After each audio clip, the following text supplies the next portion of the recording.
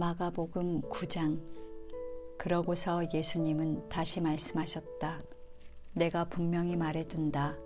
여기 서 있는 사람들 가운데 죽기 전에 하나님의 나라가 권능으로 오는 것을 볼 사람들도 있을 것이다.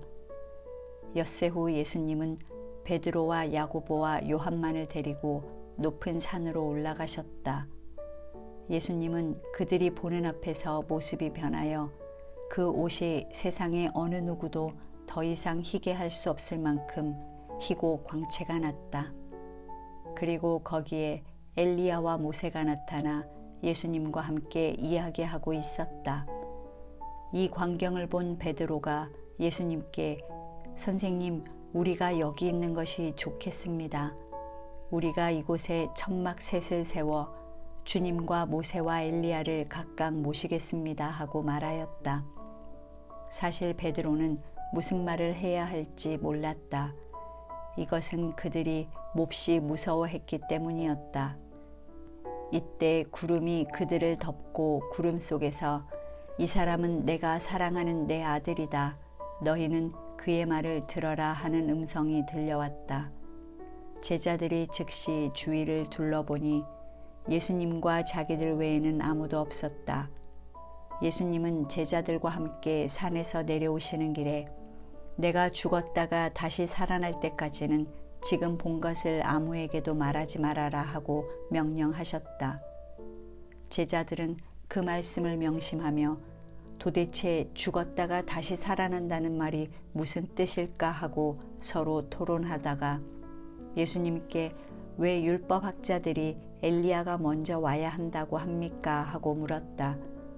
그래서 예수님은 이렇게 대답하셨다. 엘리야가 먼저 와서 모든 것을 회복한다는 말은 사실이다. 그런데 왜 성경에는 그리스도가 많은 고난과 멸시를 당할 것이라고 쓰여 있느냐? 그러나 내가 너희에게 말한다. 사실 성경대로 엘리야가 벌써 왔으나 예언된 대로 사람들이 그에게 갖은 학대를 하였다. 그들이 돌아와 보니 남아있던 제자들이 많은 사람들에게 둘러싸여 율법학자들과 논쟁하고 있었다. 사람들은 예수님을 보자 크게 놀라며 모두 달려와서 인사하였다. 예수님이 그들에게 너희가 무슨 논쟁을 하고 있느냐 하고 묻자 군중 가운데 한 사람이 이렇게 대답하였다. 선생님, 벙어리 귀신 들린 제 아들을 데려왔습니다. 귀신이 그에게 발작을 일으키면 아무 데서나 넘어져 거품을 내고 이를 갈면서 온몸이 빳빳해져 버립니다. 그래서 선생님의 제자들에게 데려왔으나 귀신을 쫓아내지 못했습니다. 그러자 예수님은 믿음이 없는 세대야, 내가 언제까지 너희와 함께 있어야 하겠느냐? 너희를 보고 내가 언제까지 참아야 하겠느냐? 아이를 이리 데려오너라 하고 말씀하셨다. 아이를 예수님께 데려가니 귀신이 예수님을 보고 아이에게 발작을 일으켰다. 그러자 아이가 땅에 엎어져 뒹굴며 거품을 내기 시작했다. 그래서 예수님이 아이 아버지에게 물었다. 언제부터 이렇게 되었느냐? 어렸을 때부터입니다. 귀신이 자주 아이를 불과 물 속에 던져 죽이려 했습니다. 그러나 선생님, 하실 수 있다면 우리를 불쌍히 여겨 도와주십시오. 할 수 있다면이 무슨 말이냐? 믿는 사람은 무엇이든지 할 수 있다. 바로 그때 아이 아버지가 큰 소리로 제가 믿습니다. 믿음 없는 제가 믿음을 갖도록 도와주십시오 하였다. 예수님은 사람들이 점점 모여드는 것을 보시고 더러운 귀신에게 벙어리와 귀머거리 되게 하는 귀신아, 내가 너에게 명령한다. 그 아이에게서 나와 다시는 들어가지 말아라 하고 호통을 치셨다. 그러자 귀신이 소리 지르며 아이에게 심한 발작을 일으켜 놓고 나갔고 아이는 죽은 사람같이 되었다. 그래서 많은 사람들은 아이가 죽었다 하고 말하였다. 그러나 예수님이 아이의 손을 잡아 일으키시자 그가 벌떡 일어났다. 예수님이 집에 들어가 계실 때 제자들이 조용히 와서 왜 우리는 귀신을 쫓아낼 수 없었습니까? 하고 물었다. 그래서 예수님은 이런 귀신은 기도가 아니면 나가지 않는다 하고 대답하셨다. 예수님의 일행은 그곳을 떠나 갈릴리를 지나가게 되었다. 그런데 예수님은 이 사실을 아무에게도 알리고 싶어 하지 않으셨다. 이것은 예수님이 제자들에게 자기가 사람들의 손에 넘어가 죽음을 당하고 죽은 지 3일 만에 다시 살아날 것이라고 가르치셨기 때문이다. 그러나 제자들은 그 말씀을 깨닫기는커녕 묻기조차 두려워하였다. 그들은 가버나움에 이르렀다. 예수님이 집에 들어가셔서 제자들에게 너희가 오는 도중에 서로 논쟁한 것이 무엇이냐 하고 물으셨으나 그들은 누가 가장 위대하냐 하고 서로 다투었기 때문에 아무 대답도 못하였다. 예수님은 앉으신 후 12 제자를 불러놓고 누구든지 으뜸이 되고 싶은 사람은 모든 사람의 끝이 되고 모든 사람의 종이 되어야 한다 하고 말씀하셨다. 그러고서 예수님은 어린아이 하나를 데려다가 그들 가운데 세우고 그를 안으시며 제자들에게 말씀하셨다. 누구든지 내 이름으로 이런 어린아이 하나를 영접하면 곧 나를 영접하는 것이며 누구든지 나를 영접하면 나를 영접하는 것이 아니라 바로 나를 보내신 분을 영접하는 것이다. 요한이 예수님께 선생님, 우리를 따르지 않는 사람이 선생님의 이름으로 귀신을 쫓아내기에 우리가 그렇게 못하도록 했습니다 하고 말하자 예수님은 이렇게 말씀하셨다. 막지 말아라. 내 이름으로 기적을 행하는 사람이 곧바로 나를 욕하지는 않을 것이다. 우리를 반대하지 않는 사람은 우리를 위하는 사람이다. 내가 분명히 말하지만 누구든지 너희를 그리스도에게 속한 사람으로 알고 물 한 그릇이라도 주는 사람은 반드시 상을 받을 것이다. 또 누구든지 나를 믿는 이런 어린아이 하나를 죄짓게 하는 사람은 차라리 목에 큰 맷돌짝을 달고 바다에 빠져 죽는 것이 더 낫다. 내 손이 너를 죄짓게 하거든 잘라버려라. 두 손을 가지고 지옥에 꺼지지 않는 불에 들어가는 것보다는 불구자로 영원한 생명을 누리는 곳에 들어가는 것이 더 낫다. 내 발이 너를 죄짓게 하거든 잘라버려라. 두 발을 가지고 지옥에 들어가는 것보다는 절뚝발이로 영원한 생명을 누리는 하늘나라에 들어가는 것이 더 낫다. 내 눈이 너를 죄짓게 하거든 빼어버려라. 두 눈을 가지고 지옥에 들어가는 것보다는 외눈으로 하나님의 나라에 들어가는 것이 더 낫다. 지옥에서는 구더기도 죽지 않고 불도 꺼지지 않는다. 재물이 소금으로 정결하게 되듯이 모든 사람은 불로 정결하게 되어야 한다. 소금은 좋은 것이지만 만일 소금이 그 맛을 잃으면 어떻게 다시 짜게 할 수 있겠느냐.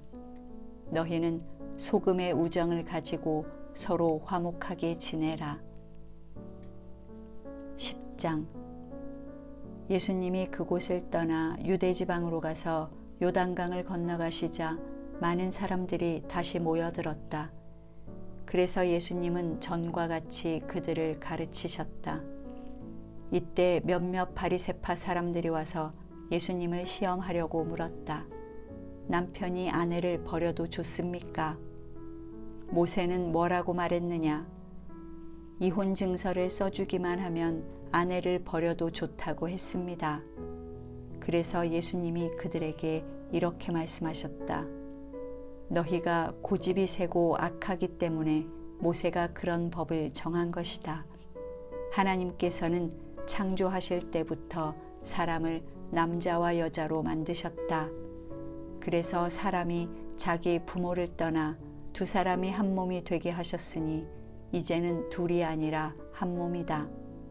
그러므로 하나님께서 짝지어 주신 것을 사람이 갈라놓아서는 안 된다. 집에 들어가서 제자들이 이 말씀에 대하여 다시 묻자 예수님은 이렇게 말씀하셨다. 누구든지 자기 아내와 이혼하고 다른 여자와 결혼하는 것은 본처에게 간음죄를 짓는 것이며 또 아내가 자기 남편과 이혼하고 다른 남자와 결혼하는 것도 간음죄를 짓는 것이다. 그때 사람들이 손을 얹어 축복해달라고 어린아이들을 예수님께 데려왔으나 제자들이 그 사람들을 꾸짖었다. 그러자 예수님은 이것을 보고 분개하시며 그들에게 이렇게 말씀하셨다. 어린아이들이 나에게 오는 것을 막지 말아라. 하나님의 나라는 이런 어린아이와 같은 사람들의 것이다. 내가 분명히 말해둔다. 누구든지 하나님의 나라를 어린아이와 같이 받아들이지 않는 사람은 그 나라에 절대로 들어가지 못할 것이다. 그러고서 예수님은 어린아이들을 안고 머리 위에 손을 얹어 축복해 주셨다. 예수님이 길을 가시는데 한 사람이 달려와서 무릎을 꿇고 선한 선생님, 제가 무엇을 해야 영원한 생명을 얻겠습니까? 하고 물었다. 그래서 예수님이 그에게 대답하셨다. 왜 나를 선하다고 하느냐? 선한 분은 하나님 한 분뿐이시다. 너는 살인하지 말아라, 간음하지 말아라, 도둑질하지 말아라, 거짓 증언하지 말아라, 남을 속여 빼앗지 말아라, 내 부모를 공경하라고 한 계명들을 알고 있겠지. 그러자 그는 선생님, 저는 이 모든 것을 어려서부터 다 지켜왔습니다 하였다. 그때 예수님이 사랑하는 마음으로 그를 바라보시며 말씀하셨다. 내게 한 가지 부족한 것이 있다. 가서 내 재산을 다 팔아 가난한 사람들에게 나눠 주어라. 그러면 내가 하늘에서 보물을 얻을 것이다. 그리고 와서 나를 따르라. 그러나 그는 재산이 많으므로 이 말씀을 듣고 근심하며 가버렸다. 예수님은 제자들을 둘러보시며 재산이 많은 사람은 하나님의 나라에 들어가기가 정말 어렵다 하고 말씀하셨다. 제자들이 이 말씀을 듣고 놀라자 예수님은 다시 말씀하셨다. 얘들아, 하나님의 나라에 들어가기는 정말 어렵다.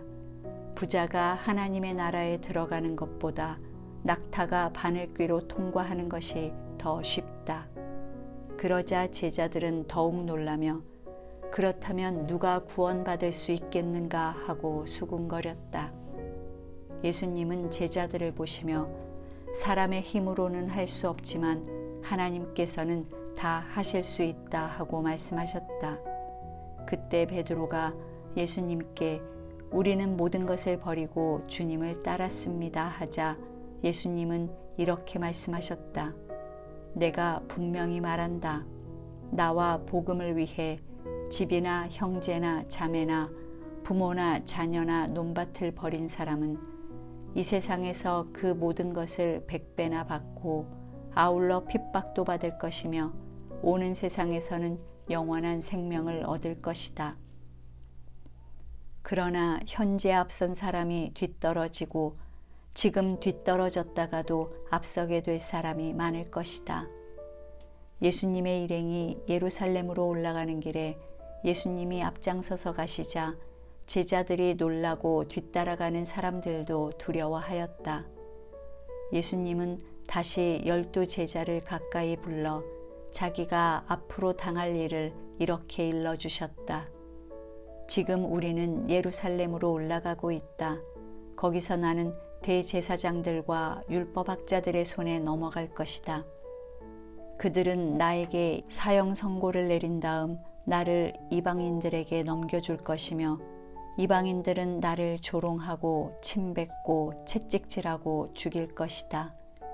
그러나 나는 3일 만에 다시 살아날 것이다.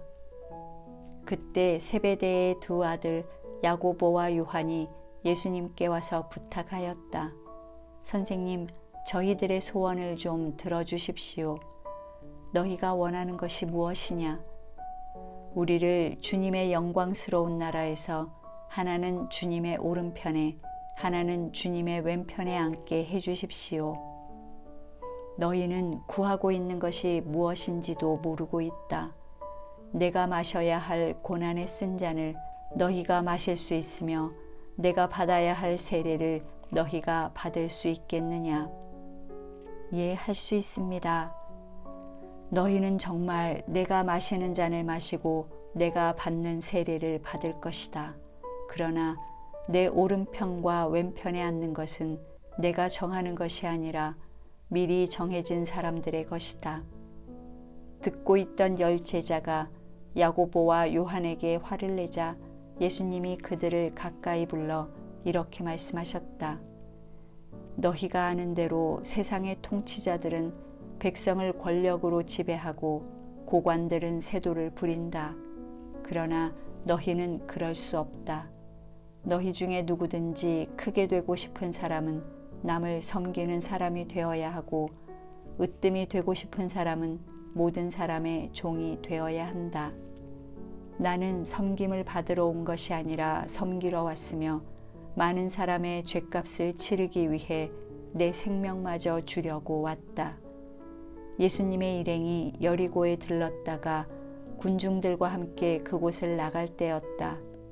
디메오의 아들인 소경 거지 바디메오가 길가에 앉았다가 나사렛 예수님이 지나가신다는 말을 듣고 다윗의 후손 예수님, 저를 불쌍히 여겨주십시오 하고 외쳤다. 많은 사람들이 그를 꾸짖으며 조용히 하라고 했으나 그는 더욱 큰 소리로 다윗의 후손이시여 저를 불쌍히 여겨주십시오 하고 외쳤다. 예수님이 걸음을 멈추시고 그를 불러오너라 하고 말씀하시자 사람들이 소경에게 잘됐다 일어나라 예수님이 너를 부르신다 하였다. 그러자 소경이 겉옷을 벗어던지고 벌떡 일어나 예수님께 나아왔다. 예수님이 그에게 원하는 것이 무엇이냐 하고 물으시자 선생님, 눈을 뜨게 해주십시오 하고 소경이 대답하였다.